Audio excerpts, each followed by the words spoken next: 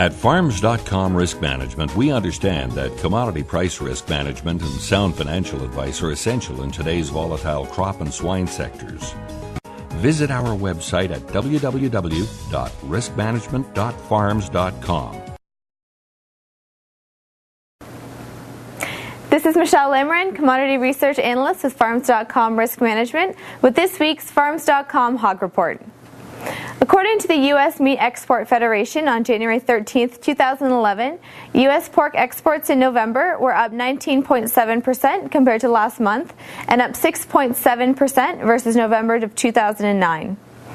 Cumulative U.S. pork exports were up 2.5% from January till November of 2010 compared to the same period a year ago, and the value is up 10% to U.S. $4.3 billion.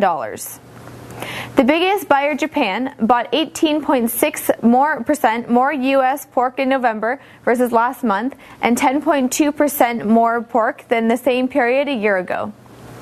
Year to date, Japan is down 0.4% compared to the same time a year ago, but by far this is a value leader, up 17.1% versus a year ago.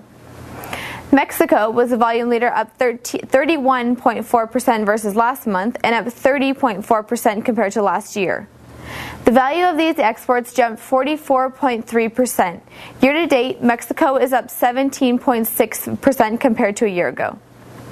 China, that's including the mainland and Taiwan and Hong Kong, was down 4.1% for 2010 compared to 2009. U.S. pork exports accounted for 23.8% of November 2010 production, with a per head value of U.S. $44.80, according to the U.S. Meat Export Federation. Year to date, U.S. pork imports are down 10.5% compared to 2009, mostly all from Canada.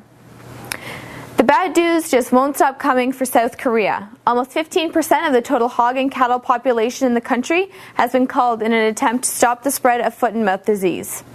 Now, bird flu is beginning to spread throughout the country as well.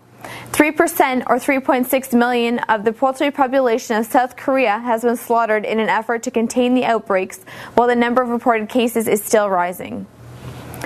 Bottom line, strong U.S. pork exports will continue to underpin and support higher hog prices, and the bad news for South Korea could be good news for U.S. and Canadian meat export demand.